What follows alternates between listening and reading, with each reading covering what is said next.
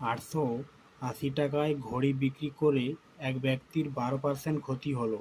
কত টাকায় ঘড়ি বিক্রি করলে 10% লাভ হতো? এইরকম অঙ্কগুলি একবার ক্ষতি আর একবার লাভ, এইরকম উত্তরগুলো বের করার জন্য আমরা জাস্ট একটা শর্ট ট্রিক্স ব্যবহার করব, সেইটিতে 2 সেকেন্ডের মধ্যে উত্তর হয়ে যাবে। যেহেতু আমার এখানে কি বলছে 880 গুণিতক 10%, এখানে বলছে 10% লাভ, যেটা লাভ সেটা উপরে লিখবো।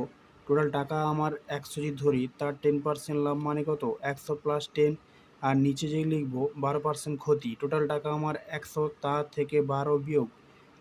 এবারে এইটাকে কাটাকাটি করে ক্যালকুলেশন করলেই আমাদের উত্তর রেডি।